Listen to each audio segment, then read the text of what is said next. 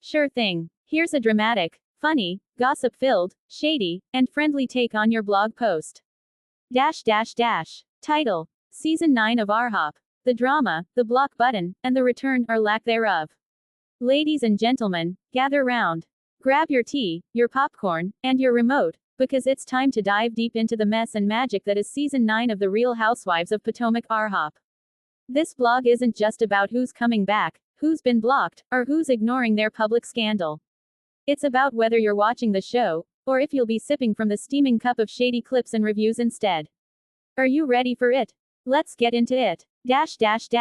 Robin and Candiace, the ladies who left the stage. We know Robin Dixon isn't coming back. It's official. But let's not pretend we didn't see this coming. Robin may have been the queen of keeping it calm, but a girl can only keep that kind of storyline up for so long. And what's left when her cool, calm, and collected routine finally wears thin? A questionable relationship with Juan and a slew of whose side is she really on moments.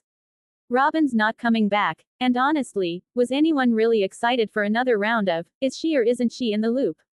And what about Candiace Dillard Bassett? Our girl decided she's got better things to do than play with the cast this season. No more music tours that aren't quite Beyoncé level, no more shade thrown at someone's edges literally, and no more feuding with castmates that get personal way too quickly. It's a sad day for fans of her perfectly rehearsed reads and singing career updates, but Candiace did what she had to do. Sometimes, you just gotta sashay away. Karen Huger and the untold DUI drama. Oh, Karen, we love the Grand Dame of Potomac, but you can't be a housewife without people knowing all your business.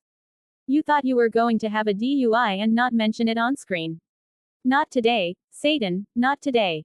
We all know Karen can avoid questions like it's her job, which it quite literally is, but the fact that she thought she could swerve, pun intended, around this little nugget of gossip is pure classic Karen. But let's be real. Karen not talking about the DUI is like her trying to act like she doesn't know about Ray's past financial issues. She knows, we know, and we're just waiting for someone to bring it up and watch her squirm.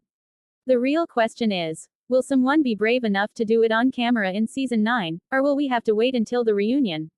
You know Andy Cohen loves a good receipt. Gizelle Bryant and the social media detox. And then there's our girl Gizelle. Now listen, Gizelle once claimed she didn't need social media.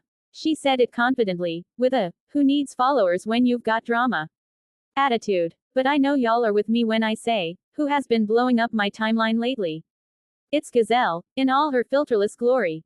Girl, you said you don't do social media, yet here you are, filling up my feed so much I had to block her and the people who love to repost her. I mean, what happened to that mysterious, I don't need this validation, energy? We love a good contradiction, and Gizelle delivers like dominoes on a Saturday night. One minute she's too good for Instagram, and the next minute she's serving up selfies, recaps, and comments about everyone else's business. It's giving, I'm above this, but it's also giving, like and subscribe. Which is it, Gizelle? Help us understand, because the confusion is as real as Robin's hat line. What will you do? Watch the show or just the clips and reviews? Now, let's address the burning question. Are you going to watch Season 9, or are you just going to skim through the clips and reviews? I mean, let's be honest here. With Robin and Candiace out of the mix, Karen dodging duets like she dodges questions, and Gizelle acting like she's new to social media, there's a lot of drama, but does it feel like enough for a full episode watch? Or are you like me, someone who enjoys consuming the mess without actually being there for all the filler scenes? Like, give me the clips, the funny recaps, and the memes. I don't need to see another montage of someone redecorating their kitchen or pretending they're moving just for the camera crew. No shade, okay. Maybe a little shade, but we want the real drama. The stuff you see in a 5-minute clip that makes you spit out your drink and text your group chat immediately. The season ahead. Predictions, hopes, and dreams. But what if we did decide to tune in? What could we even hope to see? Let me make some predictions that could potentially make this season worth watching. 1. Karen Huger's selective transparency. Okay, so we know Karen loves to tell us what she wants us to know. This DUI thing. It's not just going to vanish into the Potomac River. Someone will bring it up. Maybe a new housewife who hasn't learned yet that you do not come for the Grand Dame without consequences. And when they do, we can expect Karen to dodge, deflect, and deliver a speech about real friends. That's so vague it leaves us all with more questions than answers.